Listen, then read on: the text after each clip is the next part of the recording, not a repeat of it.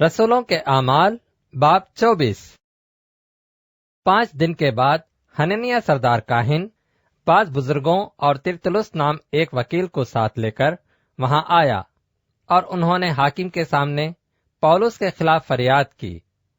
जब वो बुलाया गया तो तिरतुलुस इल्जाम लगाकर कहने लगा, ऐ फेलिक्स बहादुर, क्योंकि तेरे वसीले से हम बड़े अमन में हैं और तेरी दूरंदेशी से इस कौम के फायदे के लिए खराबियों की इस्लाह होती है। हम हर तरह और हर जगह कमाल शुक्रगुजारी के साथ तेरा एहसान मानते हैं, मगर इसलिए कि तुझे ज्यादा तकलीफ ना दूं, मैं तेरी मिन्नत करता हूं कि तू अपनी मेहरबानी से हमारी 2-1 बातें सुन ले, क्योंकि हमने इस शख्स को मुफसिद और दुनिया के सब यहूदियों में फितना अंगेज और नासरियों के बिद्दती फिरके का सरगिरह पाया। इसने हैकल को नापाक करने की भी कोशिश की थी और हमने इसे पकड़ा और हमने चाहा कि अपनी शरीयत के मुआफिक इसकी अदालत करें, लेकिन लूसियस सरदार आकर बड़ी जबरदस्ती से इसे हमारे हाथ से छीन ले गया और उसके मुद्दइयों को हुक्म दिया कि तेरे पास जाएं। इसी से तहकीक करके तू आप इन सब बातों को दरियाफ्त कर सकता है जिनका हम इस पर इल्जाम लगाते हैं। और यहूदियों ने भी इस दावे में मुत्तफिक होकर कहा कि ये बातें इसी तरह हैं। जब हाकिम ने पौलुस को बोलने का इशारा किया तो उसने जवाब दिया, चूँकि मैं जानता हूँ कि तू बहुत बरसों से इस कौम की अदालत करता है, इसलिए मैं खातिर जमई से अपना उज़्र बयान करता हूँ।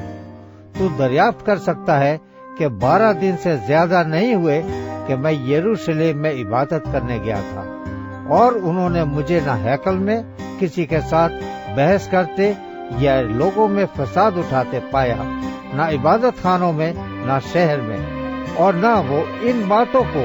जिनका मुझ पर अब इल्जाम लगाते हैं तेरे सामने साबित कर सकते हैं। लेकिन तेरे सामने ये इकरार करता हूँ कि जिस तरीक को वो बिद्दत कहते हैं उसी के मुताबिक मैं अपने बाप दादा के खुदा की इबादत करता हूँ,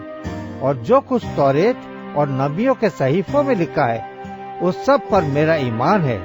और खुदा से उसी बात की उम्मीद रखता हूँ जिसके वो खुद भी मुंतजिर है कि राजबाजों और नारास्तों दोनों की कयामत होगी। इसीलिए मैं खुद भी कोशिश में रहता हूँ कि खुदा और आदमियों के बाब में मेरा दिल मुझे कभी मलामत ना करे। बहुत बरसों के बाद मैं अपनी कौम को खैरात पहुँचाने और नजरें चढ़ाने आया था। उन्होंने बगैर हंगामा या बलवे के मुझे तहारत की हालत में ये काम करते हुए हैकल में पाया। हाँ, आसिया के चंद यहूदी थे, और अगर उनका मुझ पर कुछ दावा था तो उन्हें तेरे सामने हाजिर होकर फरियाद करना वाजिब था, या यही खुद कहे कि जब मैं सदर अदालत के सामने खड़ा था तो मुझ में क्या बुराई पाई थी,